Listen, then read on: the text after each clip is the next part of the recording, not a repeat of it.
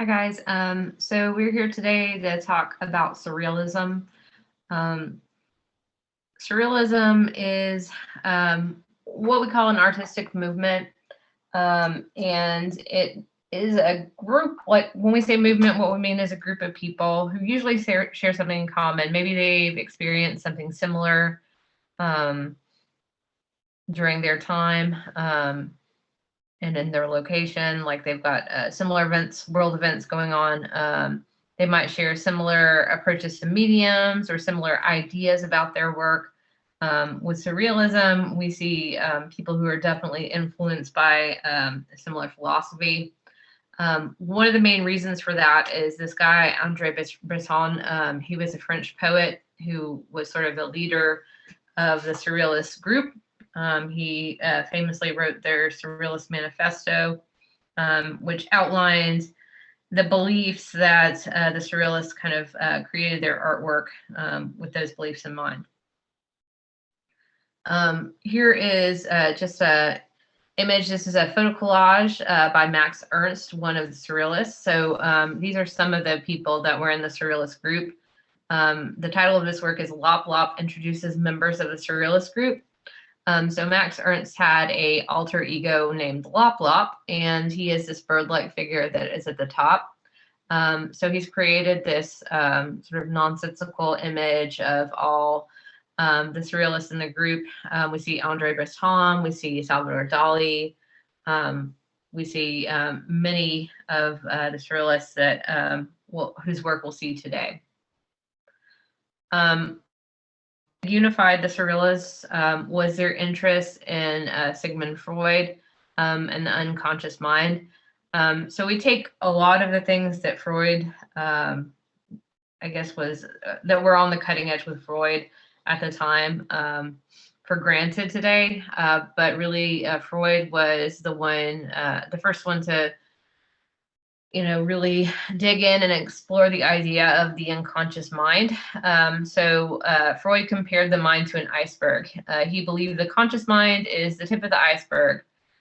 These are the thoughts that we are aware of. The submerged part of the iceberg is the unconscious mind, the desires and memories that we don't actively think about. From Freud's perspective, a lot of the things that we do in the world are actually caused by thoughts that we're not aware of that exist in that unconscious mind. And that to, kind of understand our motivations and maybe change our behaviors, we really had to understand the unconscious mind. The surrealists were also, European artists. They were, many of them fought in World War I. Breton did at 19, I believe, and basically Europe was in a shambles at this point. And the group of surrealists, like at the beginning, was sort of centralized in Paris. As the group, I guess, as time went on and surrealism carried on, it did spread to other areas. But right now we're dealing with European people, mostly located in Paris, all like completely horribly affected by World War I. I mean, this is like one of the most horrific, this is the most horrific war at this point that has affected Europe in terms of casualties, in terms of injuries. 60% of the people that went to war were either killed or injured or wounded, were prisoners or went missing. So we're dealing with a lot of people that really were affected by the war. You see things happening in this World War I that like had never happened before. You see like the use of chemical weapons, machine guns, like they were all new modern ways for people to like destroy one another. And basically, it wrecked a generation of people. So the surrealists were really concerned with this. It affected them. And they thought that the disconnect between the conscious and the unconscious mind that Freud was exploring was the cause of the war. and that the only way to get out of things like that happening and move beyond things like that happening was to unite the conscious and unconscious mind, and that would be the only way we could truly live in reality. So that's where the idea, the title, surrealism comes from. It means above the real. The surrealists wanted to unite the conscious and the unconscious mind by tapping into the unconscious, using things like automatism and dreams. When we think about the term surreal, it means dreamlike. The work is often very dreamlike. The work, it can be quite spontaneous. You will see artists using and creating odd connections or juxtapositions in their artwork. You'll see a lot of nonsense. You'll also see that, really, despite these unifying things, the artwork does look very different. The artists use a lot of different mediums, lots of different techniques, and really in tone. The work itself, like in terms of tone and mood, it can be very different. The work can be quite whimsical and it can be quite horrifying. So this is a great example. Juan Moreau's Birth of the World is a great example of an artist using automatism. So Moreau wanted a way to make a painting that he didn't plan out ahead of time. He wanted to make something that he couldn't have planned, and to tap into that that unconscious mind. So what he did was he introduced chance. He put his canvas on the ground, and some areas of it he painted and primed, and some areas were unprimed, and he basically threw paint at the canvas. And some areas really soaked in, some areas set on top of the primer, and that became like a base that he added lines to. Some of the lines he was tracing from suggested images underneath. Some of them were made purely in response to the lines that he saw. So the result is something that he couldn't have planned out, and that involved a lot of chance. So for him, this was his way of getting to that unconscious. You could say something similar about Andre Masson's automatic drawing. He started this drawing by scribbling. So, as you look at this, you might think, oh, there's some things I recognize. So as he scribbled, he would stop and look, and then he would look for things that seemed familiar, and he would add to them so that they became more like what he was imagining, I guess. I feel like when I look at this, I see lots of hands and body parts and things like that emerging from the scribble.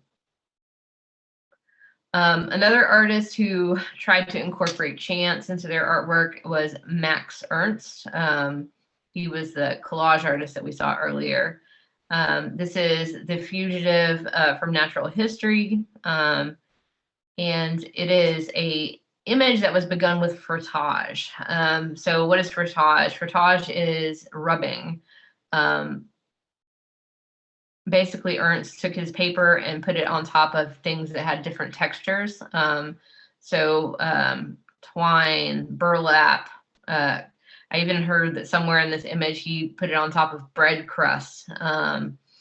So all kinds of different highly textured things. And then he took chalk and rubbed the top of the chalk on the paper to pick up the textures. After he picked up the textures, much like with Masson, what we're looking at, he added to the image and ended up creating this, like, I don't know, it feels kind of like a bird, hot air balloon, fish thing to me over a landscape with a distant fire. He had to kind of look at the nonsense that was there on the paper and try to make sense of it. I think the artist really thought of this as something similar to what happens when you dream. Your brain has to make sense of nonsense and come up with a story for what's going on. Another way that artists introduced chance into their work was with games like this game, which is called the Exquisite Corpse game. It was played, well, this is not a game. This is the result of a game. This is a drawing that is a result of the Exquisite Corpse game. So in this game, the artist would fold up a piece of paper, in this case, 4 times.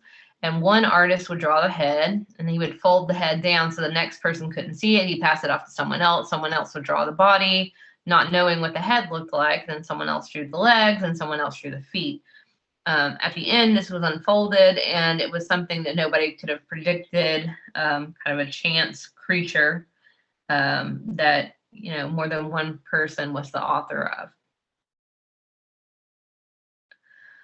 of. Often the imagery in these artworks is very dreamlike. Rene Magritte is one of the most famous surrealists. This is painting The Lovers. So, on one hand, we have people kissing, right? But on the other hand, we have people whose faces are covered. So they are, on one hand, being very intimate, but on the other hand, like incapable of touching each other. There's an interesting contradiction there. Magritte often had these mysterious figures whose faces were covered in some way, obscured. I think that he was really interested in that sort of mysterious feeling that creates. There's often also a story that Magritte's mother committed suicide by drowning herself when he was pretty young, and that when she was found, she had her nightgown wrapped around her head like this, and that it was an image that stayed with him for his whole life and haunted him. So, when we think about like dreams, like nightmares can be parts of dreams, it is quite possible that he picked something that was like a powerful image in his own mind here and used this in his work. Another famous surrealist that you all will know is Salvador Dali. Here he is. You can see he's a very exciting fellow. So this is a staged photograph, of course. I cannot promise you that cats were not harmed in the photography, because, this is a long time before, anything like Photoshop. So I can't even begin to unravel how this might have been done. It looks very, very complicated. I definitely feel like that one cat is being thrown out of a bucket of water somehow. I just don't know. But I do think, one thing that I do think is that this image, while impossible and dreamlike, does capture something of Salvador Dali's character. He was a very over-the-top sort of guy. He, like so many other surrealists, made works that were based on dreams, made works that were unreal in some way. This is his painting, and I know that you've seen this one. Sometimes people just call this the melting washes painting because, we do see this on so many posters and things. But the painting's name is The Persistence of Memory, and it is like so many of Dali's paintings that we see a landscape, but it's an eerie sort of landscape that we see that is sort of almost empty except for spare details. The coastline was a childhood memory of Dali's that we see up above. But, there's something eerie about this space. There's long shadows. There's no people in the space. And of course, like the things that we do see in the space are not exactly comforting, shall we say. So we've got the clocks, clocks are, in terms of like the logical mind, one of the things that creates reality, right? One thing happens before the next thing. In this case, we see something that is a strong component of reality, kind of limp and odd. It's not, it's as though time is melting before our eyes. We also see ants and flies and other things that to Dali indicated decay. So maybe, you know, if this is time or memory, is being eroded slowly. That again, the landscape comes from like childhood, his childhood memories. And then, you know, much like the limp clocks, we also see some form in the middle of the composition that appears to be kind of flopped over a rock. If you look at it kind of sideways, you can see that the top part maybe suggests, like, looks a little bit like an eye with long lashes and an eyebrow and a nose. So maybe, you know, much like the clocks have gone, you know, and started to melt in this case, maybe this is a portrait of a person, like a portrait of a face.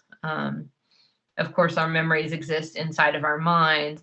And if we've got these images of decay and sort of rotting and sort of melting, perhaps there's an indication here that the mind is sort of melting.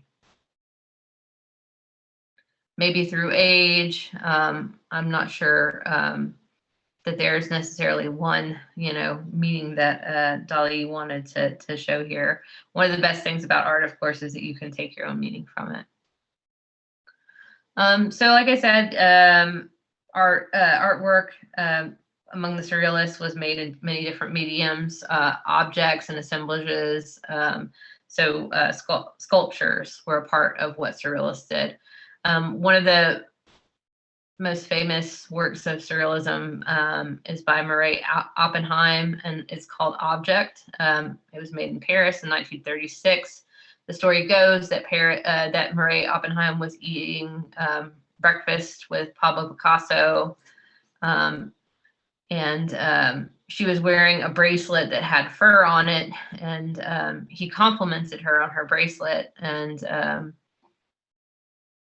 you know, she said, "Oh, you like it?" And he said, "Oh, yes, you know, you can line anything in fur." And she said, "Oh, yes, I could even line this cup and saucer in fur." She was eating breakfast, you see. And so she went actually and got a cup and saucer and did just that. And so, you know, this is a great example of the surrealists taking things that could seem ordinary, you know, like a cup and saucer, and making them seem extraordinary, making them seem illogical and out of place. This idea is very much like that idea of juxtaposition. So the fur we're familiar with, the breakfast plates and things we're familiar with, but put them together and there's something that is very odd indeed. This is Man Ray's Indestructible Object. And so, you know, lots of times Man Ray would make these sculptures that were out of that used found objects or objects that were ready-made, like the metronome here. So this is the thing that might tick to keep time in music, and he would add to it. This particular metronome has a picture of his girlfriend's ex-girlfriend's eye on it, and so it came with a hammer, and so you were supposed to.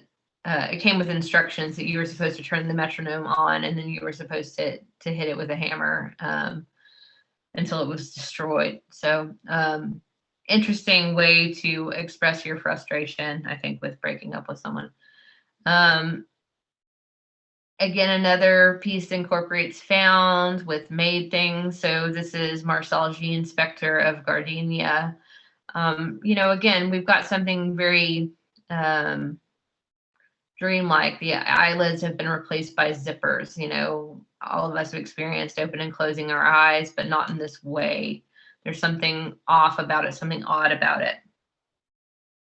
Lobster Telephone by Salvador Dali. So there's something like, you know, similar to the lobster in shape to the telephone, but to see the two together, it makes no sense and becomes sort of fantastical.